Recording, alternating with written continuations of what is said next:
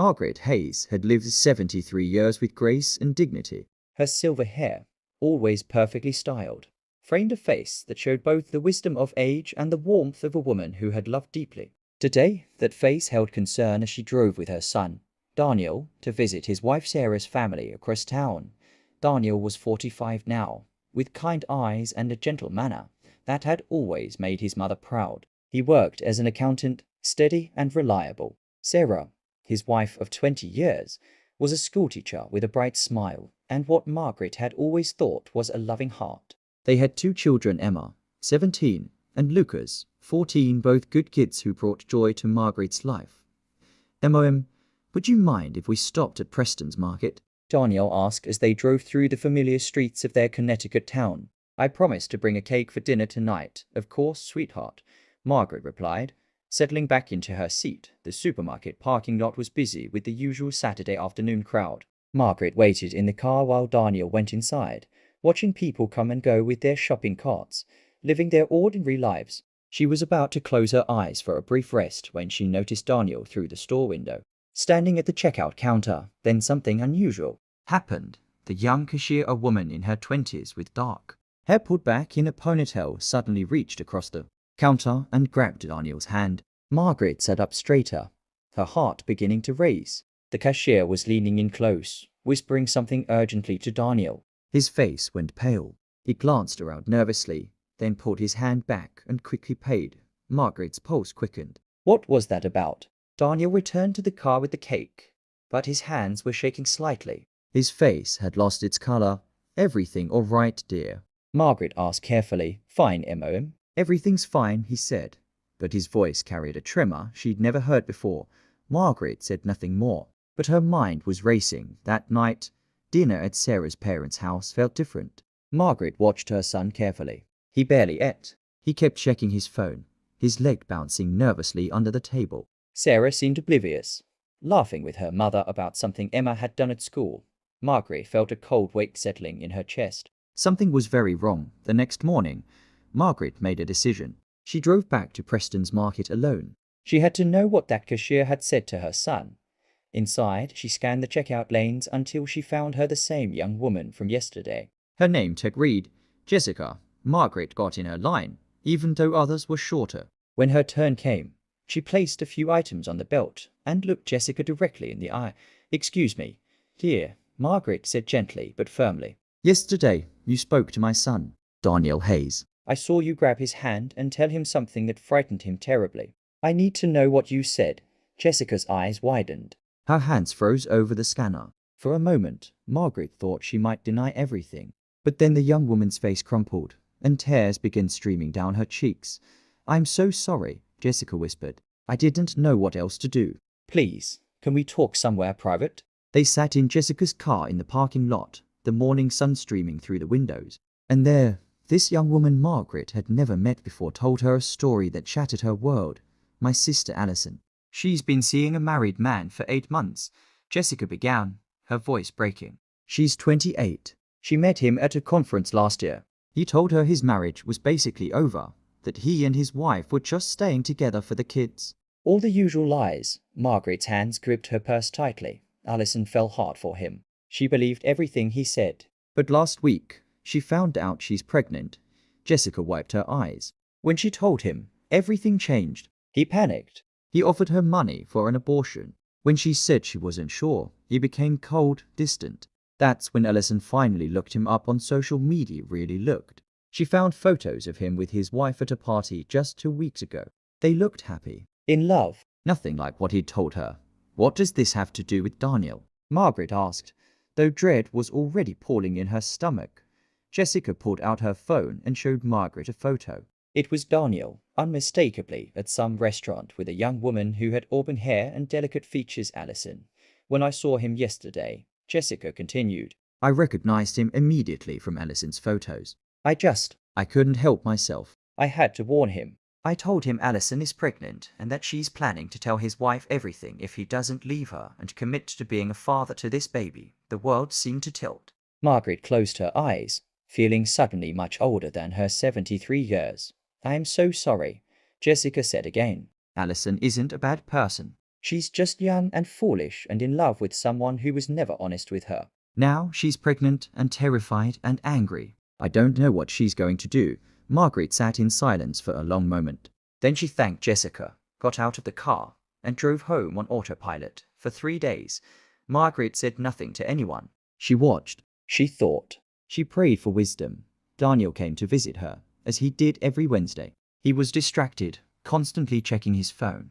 At one point, it buzzed and Margaret caught a glimpse of a name on the screen. Alison, Daniel. Margaret said suddenly, her voice cutting through the silence. We need to talk. Her son looked up, and in his eyes, she saw guilt and fear and shame all mixed together. I know, Margaret said simply. About Alison. About the baby. Daniel's face went white. His mouth opened, but no sound came out. Then, like a dam breaking, everything came pouring out. The loneliness he'd felt in his marriage for years. How he and Sarah had grown apart, become more like roommates than lovers.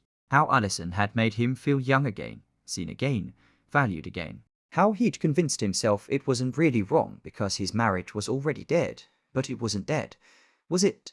Margaret asked gently. Sarah still loves you. I see it every time she looks at you. I know, Daniel whispered, tears streaming down his face. I know. I've been such a fool, MOM. Such a terrible fool. I thought I could just. I don't know what I thought. And now Alison is pregnant, and she's threatening to tell Sarah everything, and I'm going to lose my family, and I deserve it.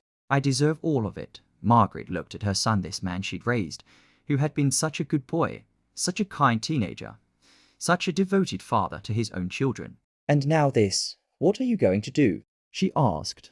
I don't know. He said miserably.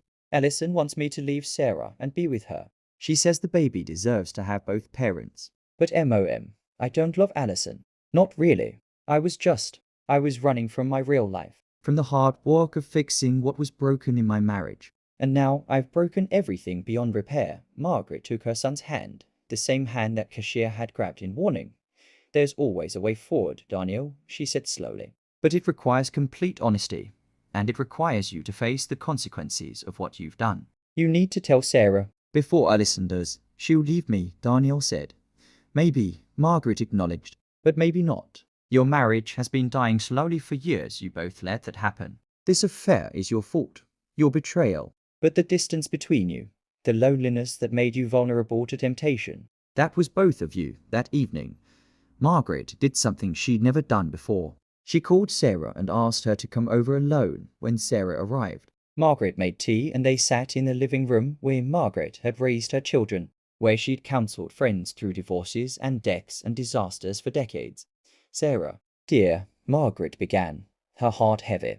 I need to tell you something about Daniel. But first, I need to ask you something. Are you happy in your marriage? Sarah looked startled. What kind of question is that? An important one. Be honest with me, sweetheart. Sarah was quiet for a long time. Then, slowly, she shook her head. No, she whispered. I'm not. I haven't been for years. Daniel and I. We just go through the motions. We're polite strangers living in the same house.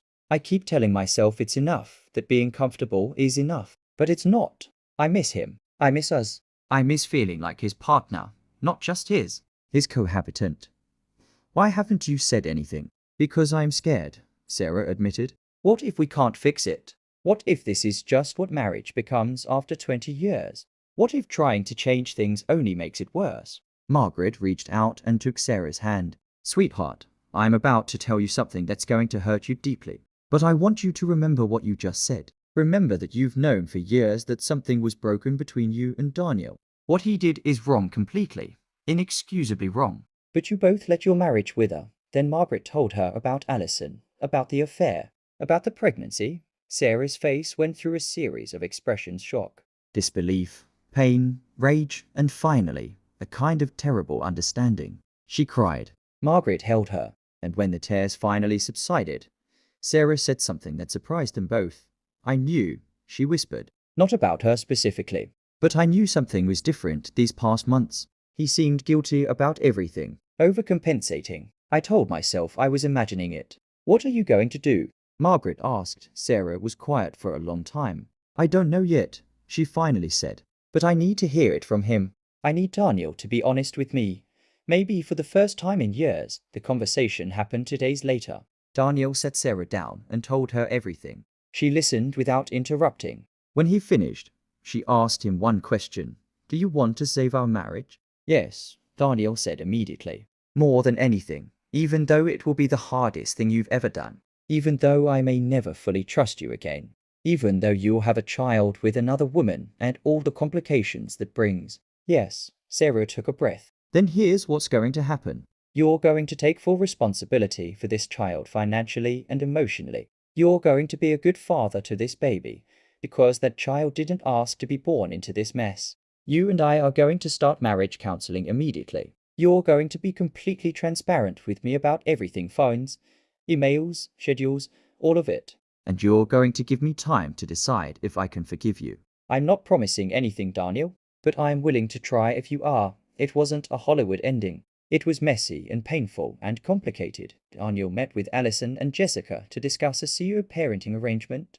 Allison was angry and hurt, but Jessica helped her see that forcing Daniel to leave his family wouldn't create the love story she wanted. It would only create resentment. Over the following months, Daniel and Sarah went to counseling. They had hard conversations about the years of neglect, the slow death of intimacy, the way they'd both stopped really seeing each other. They talked about their children, about what Emma and Lucas would need to understand about their father's mistakes and their parents' choice to work through them. When Allison's baby was born, a little girl named Sophie Daniel was there. Sarah had agreed to that. It was painful for her, seeing physical proof of her husband's betrayal. But she was also moved by Daniel's tenderness with this innocent child, and by Allison's clear love for her daughter. Despite everything, Margaret watched it all unfold with a mixture of heartbreak and hope. She developed an unexpected relationship with Jessica, who often brought Allison and baby Sophie to visit. These young women, caught up in a painful situation not entirely of their making, needed wisdom and compassion too. One afternoon, nearly a year after that fateful day in the supermarket, Margaret sat in her garden with Sarah. They'd grown closer through this crisis, bonded by their shared pain and their determination to find meaning in it.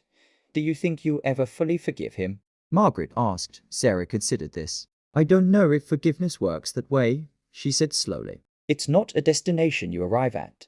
It's a choice you make over and over again.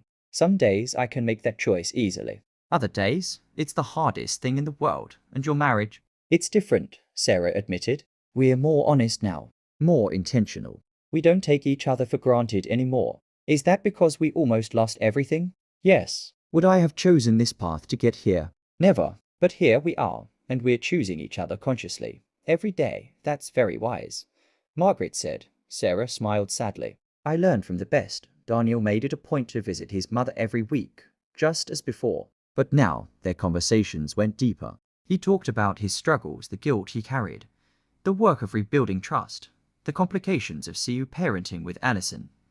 MOM, he said one day, do you think I'm a bad person? Margaret looked at her son for a long time. I think you're a human person, she said finally. You made terrible choices. You hurt people you love. But you're also facing the consequences with integrity.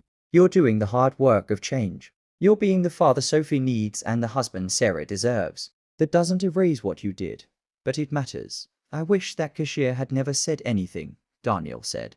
Sometimes I think about how different things would be if she'd just minded her own business. Do you really believe that? Margaret asked. Or do you think this was all going to come crashing down eventually, one way or another? Daniel was quiet. You're right, he finally said. Allison was going to tell Sarah eventually. The baby would have been born.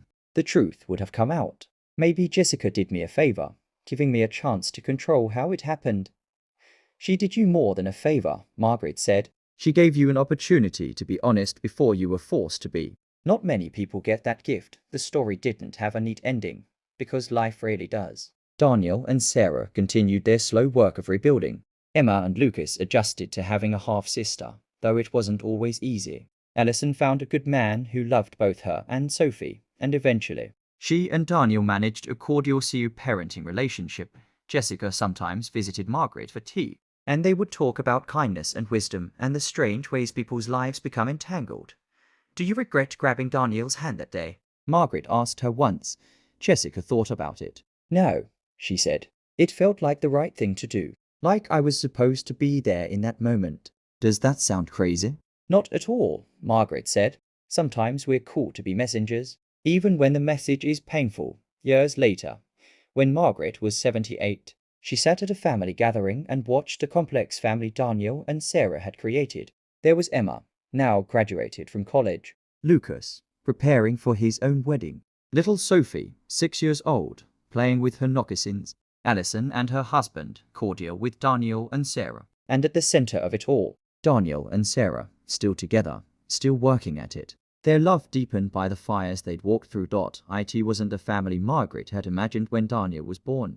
It was messier, more complicated, marked by scars that would never fully fade. But it was also more honest, more intentional, more aware of how fragile love can be and how carefully it must be tended. Grandma, Sophie climbed into Margaret's lap. Tell me a story. Margaret smiled and held the child close. Once upon a time, she began, there was a very wise cashier who knew that sometimes the hardest truths are also the most necessary. And in that moment, surrounded by her complicated, imperfect, beautiful family, Margaret understood that redemption isn't about erasing our mistakes. It's about what we build in spite of them and because of them.